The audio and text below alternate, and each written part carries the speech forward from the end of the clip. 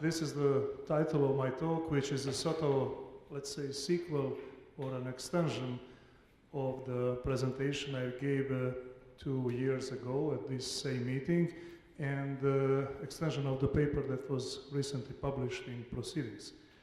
So the work has been carried out beside myself by Professor Mirko Jakić from Faculty of Philosophy. Okay, so more or less this is the contents of my talk, a brief introduction to the subject. That will be followed by question of law and physics and the notion of time asymmetry. We'll talk a little bit about the arrows of time, but with a particular emphasis on electromagnetic arrow of time. And I would say that the central part of this talk is time reversal invariance of Maxwell equations in a classical sense.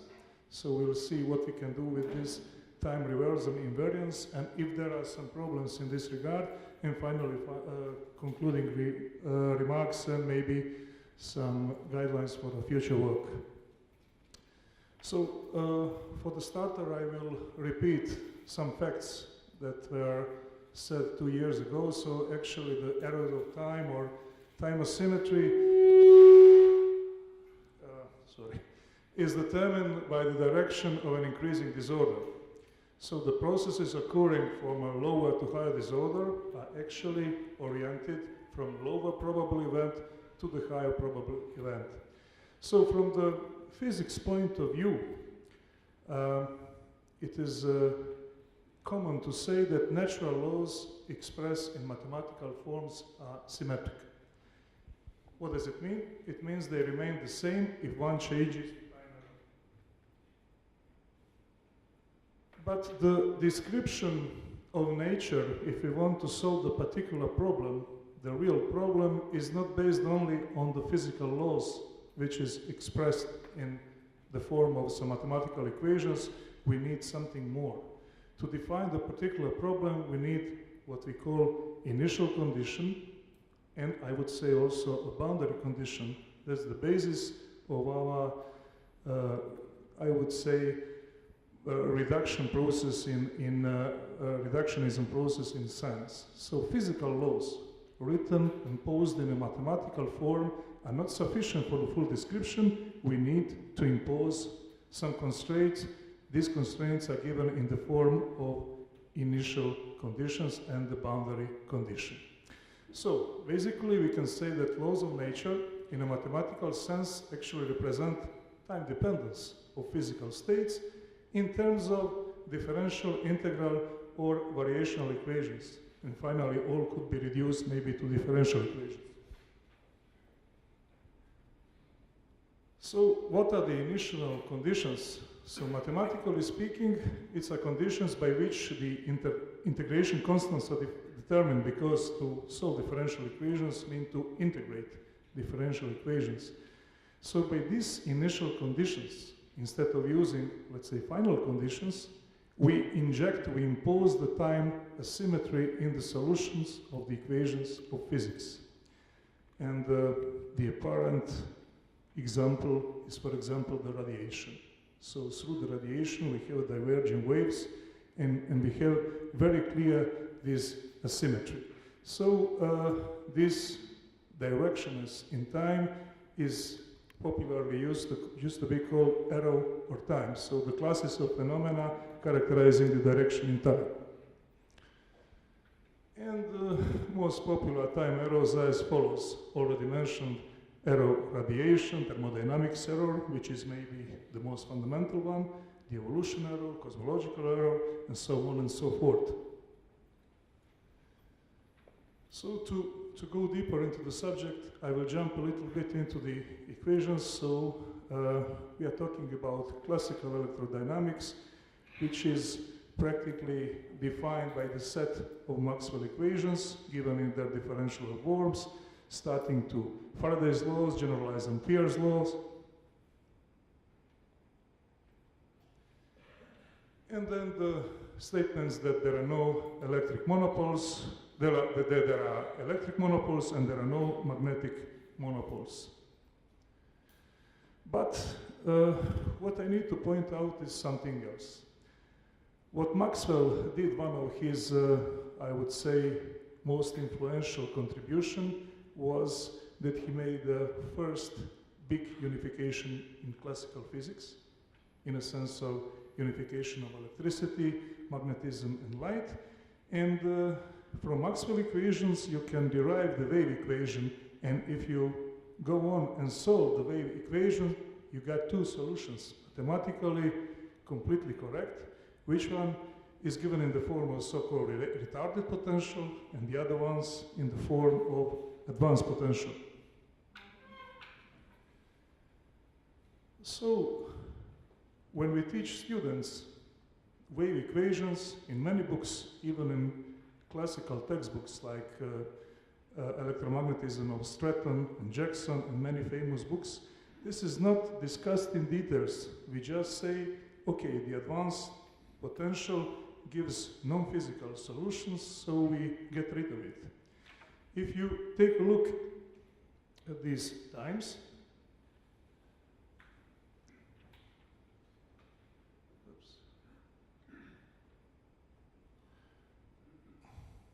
so t is a time at the observation point. So if we use retarded potential, that means that signal at the observation point is delayed with respect to the source.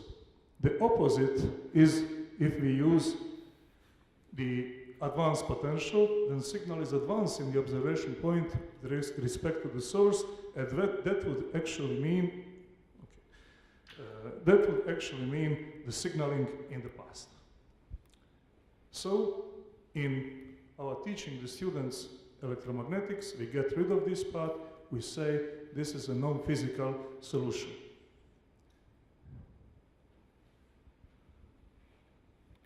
So, advanced solutions representing the waves existing before they leave the source are mathematically possible, but they are not observed in the nature, and due to this empirical fact, we get rid of them, we simply drop them out.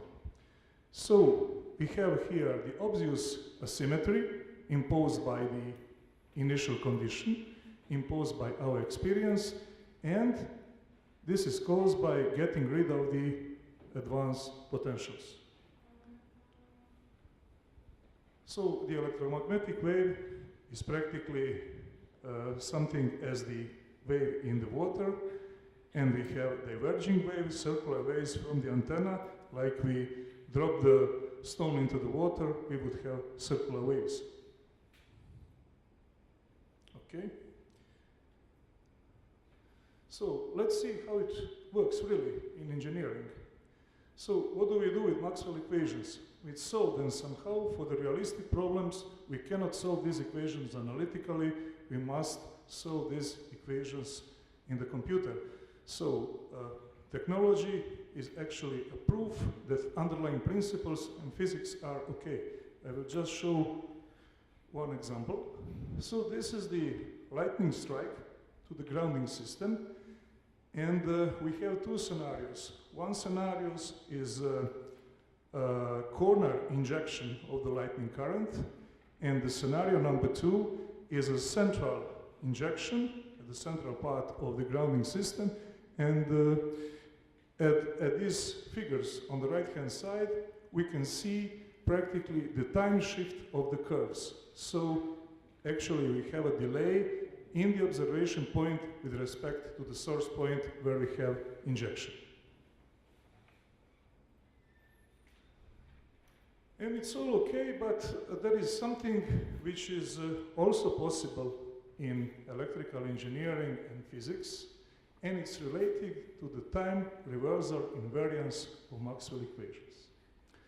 So, in engineering, we used to develop a technique which is called time reversal, and which is applied successfully in many areas of engineering like lightning location, ground penetrating radar, and so on. But there is also a controversy, or let's say very intensive discussion between philosophers of science if the Maxwell equations are time reversal invariant at all. We will come to that point lately.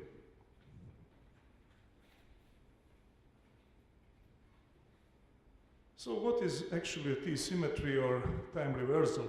Is it simple that we, instead of T, put minus T and see what is going on? I have to warn you in advance that in an engineering sense, time reversal is a signal processing algorithm. It's not a fundamental backward propagation mechanism. It's the same as it is, for example, notion of negative frequencies in the Fourier transform. So what do? This is the origin of the problem. If we take the Maxwell equations for linear, isotropic, and homogeneous media, and we want to do time reversal invariance in the engineering sense, of course, instead of T, we put minus T, but we do something else. If you compare the above set equations to the below set equations, you would see that we put the minus sign not only in front of T variable, we put minus sign in front of magnetic field and in front of current density.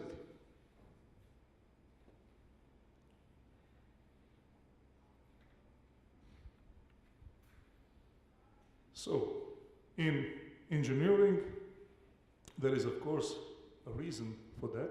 So once again, new set of Maxwell equations is identical to the previous one, but we change the sign for the magnetic field and for current density. We found it in engineering application physically correct. So reversing the direction of time, the charge velocity necessary changing sign, and consequently we need to do the same with the current density, and of course once you change the sign of the current density, you have to change the sign of the associated magnetic field. We also have to bear in mind that EM wave propagation in a lossy media with the attenuation would be time reversal only if the inverted loss media is considered for reverse time only. So, what do we do in electrical engineering with this particular procedure? Actually, if we implement a time reversal procedure, we maximize the signal output at a certain time instant and we compensate for the phase distortion. So this fact I can clearly demonstrate it by using the signal processing approach, but as I have too many equations, I will try to do it now in plain words. So imagine you have two players with the ball. Player A pass the ball to the player B. Player B pass the ball to the player A. So we can interpret that if player B pass the ball to the player A, it's just as we time reverse what player A do to the player B. This is a very powerful algorithm. If you imagine this situation, let's say we have one player A and many players B.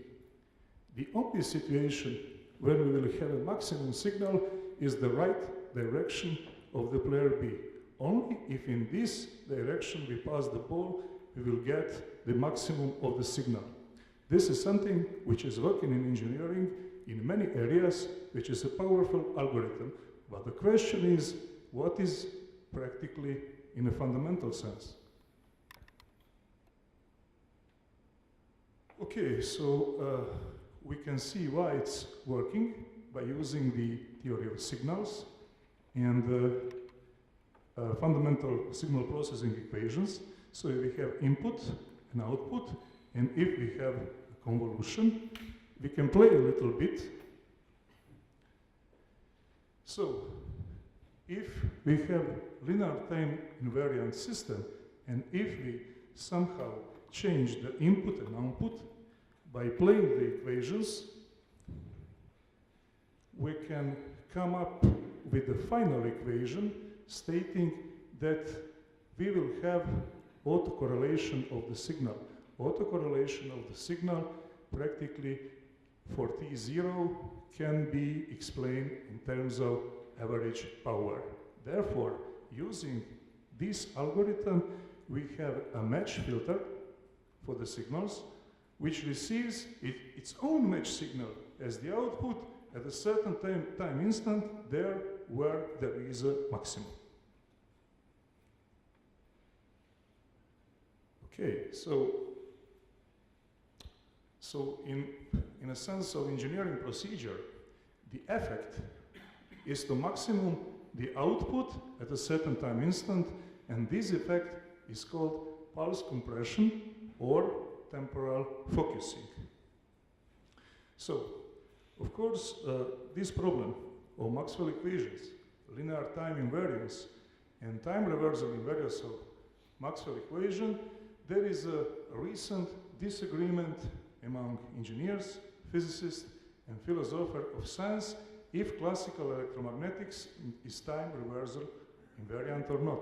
Because many philosophers of science says, okay, this is just a mathematical trick, so you cannot put minus in front of magnetic field, in front of current density, and say the Maxwell equations are time reversal invariant. So they claim this is the proof that Maxwell equations are not actually time reversal invariant.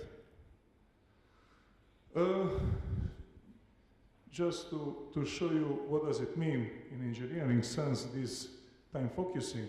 So above you have original signal, for example, sine times exponential part, and below is its autocorrelation function. So you have compressing of the signal by imposing this time reversal procedure. Okay, so we have actually a controversy. We have two different attitudes. So, by some author, it is stated that Maxwell equations are not time reversal invariant, and the sign change of the magnetic field and the current density is nothing but a mathematical trick to force Maxwell equations to be time reversal invariant.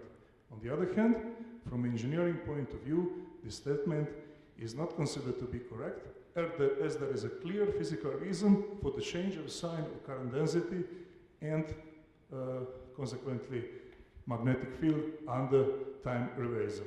So, as a matter of fact, time direction reversal causes the charge velocity to change the sign, thus requiring the related current density also to change the sign.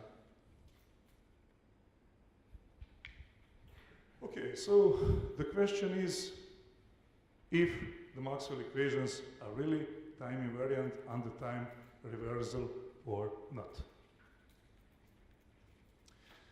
But if we broaden the subject, if we skip from electrical engineering applications from this rather power signal processing algorithm, some claims, according to many philosophers of science, are not compatible.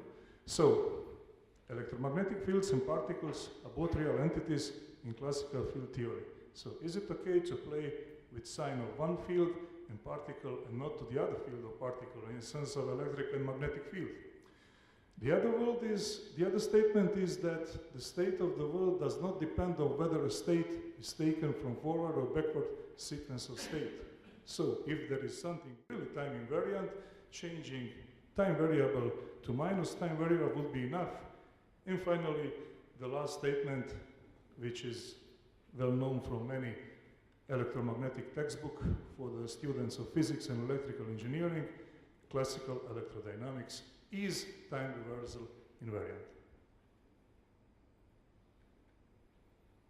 Okay, so after this story about the difference of physical engineering and philosophy point of view, I would come to the concluding remarks and I would repeat some facts just to have a good basis for discussion. So laws of physics and question of time is symmetry or asymmetry, arrow time, have been discussed for the case of classical electromagnetic theory.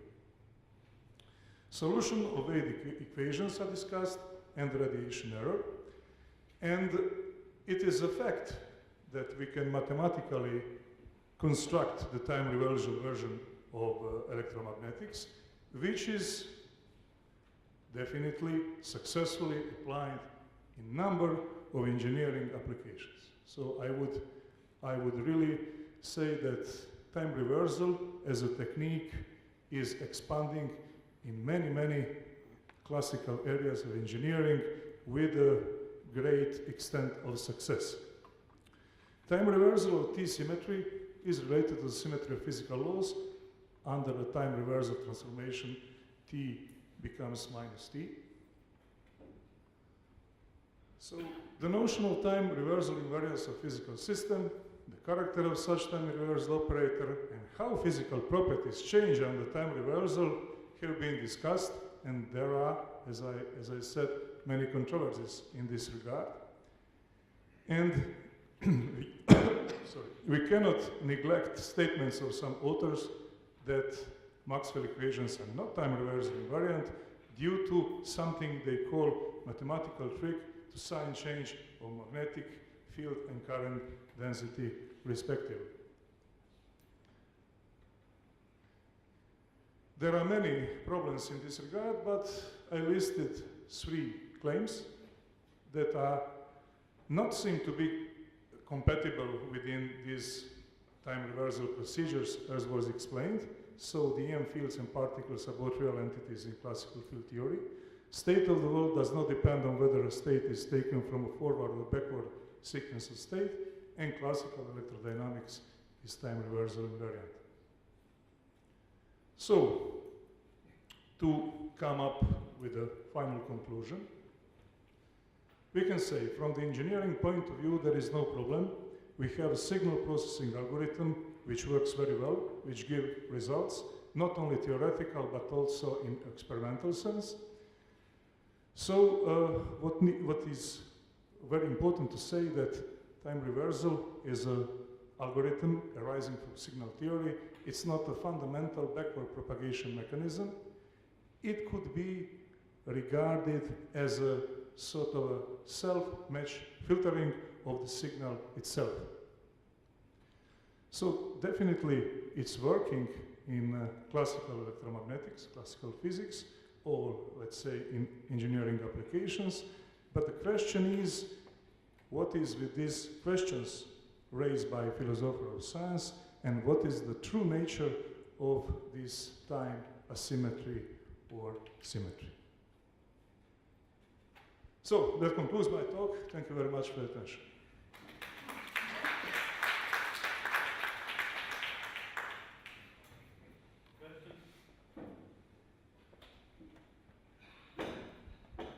Are there some questions to this talk?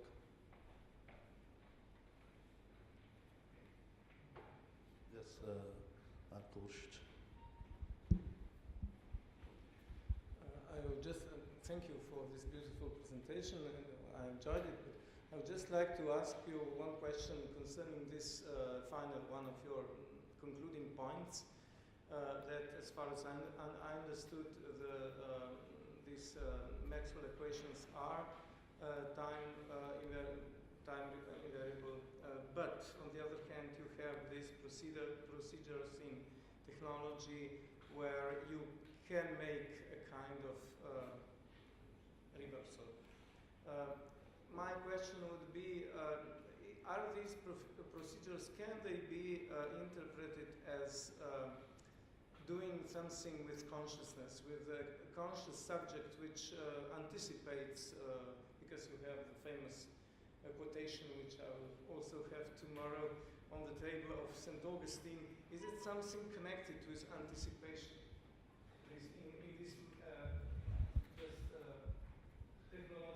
Thank you for the question. This is exactly what is the attitude of the philosopher of science. Because on one hand, there are physicists and engineers. They say, okay, this is the approach. It's working. We have theoretical and experimental results, which are okay. But on the other hand, you are right. We have engineering procedure. We know connection between J and H, current density and magnetic field, and we do it. There are I would say, similar examples in electrical engineering when we use mathematics in a sense to ensure the results we need to get, because we are aware of something we call physical solution. I think there is one philosophical saying, to put the question, you must know the most of the answer. So, yeah, I agree with you. Scott Walter. Yes, I also enjoyed your talk a great deal. It made me think about a lot of things, and particularly the examples that you gave of time reversal and variance in engineering. I'd certainly like to know a lot more about these. But the question I want to ask you is about how you or how engineers in general understand signal processing algorithms. Because here it seems like you're more or less saying, okay, we have this signal processing algorithm which allows us to affirm time reversal and variance. Then what is the statute of these algorithms, right? These aren't just magical things, right? Or do you see these as simply a set of algorithms that are selected out of an infinity of possible algorithms that seems to correspond right well to physical reality? Yeah. Thank you very much. Your question is my doubt too. But I would say, in a sense of mathematics, of quantum mechanics, it's working, but we don't understand really what it is, whatever Tomo would say or someone else. In signal processing, you have mathematical algorithms that work. For example, you have minus frequencies, set of minus frequencies in signal processing.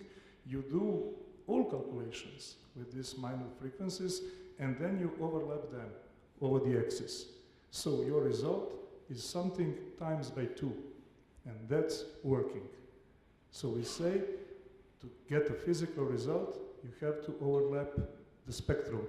But the whole story like that goes with complex numbers also. If you want to get something from wave function, what you need to do? You have to multiply it by complex conjugate and have a square value of it. So it is mathematical tool actually. But the question is, if there is something beyond that, and if these questions of all these philosophers of physics are okay. So I don't know what to say, but I have your doubts also. Well, you did not discuss that, but just a question. Can you comment on that? That in quantum electrodynamics, in order to get the right answer, you must include the diagrams which really formally explain, give you a reversal in time, in order to get the right answer. Can you comment on that? If you sum up all diagrams which can be interpreted as only positive, you got the wrong answer. Yeah, it's like Feynman pets. Practically, you must do infinite integral over all pets to give the same answer. So I agree with you and Scott. This is practically mathematics which is working. But I miss the physical meaning that would satisfy me, like in Newton mechanics or something like that. But yeah, I agree with you. That's it. Mirko Jakić. Of course, I have no questions because I have participated in this. But this opens something which can lead to Kant's philosophy, because it opens questions. Is it permissible to speculate this time in the meaning of mathematical speculation, which is not so corroborated with phenomena? Because we are not sure, is it really something which can be concluded that is the possibility of the reversion of time? This opens another question. That question is in relation with, let's say, Hilbert's half-space dimension, multi-dimensional space, and our trying to interpret it in quantum mechanics at multi-dimensionality which really exists as maybe parallel spaces or something like that. Is it really our world, or is it maybe philosophical, mathematical speculation? We have no answer on that. Maybe Einstein was right that he didn't allow such a thing. Thank you.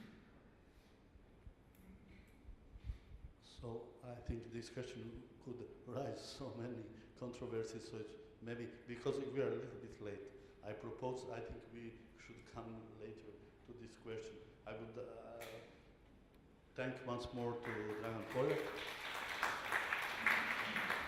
and I'd like to call Professor Tonči Kokić from the University of Split to speak about the concept of time by pre-Socrates philosophers.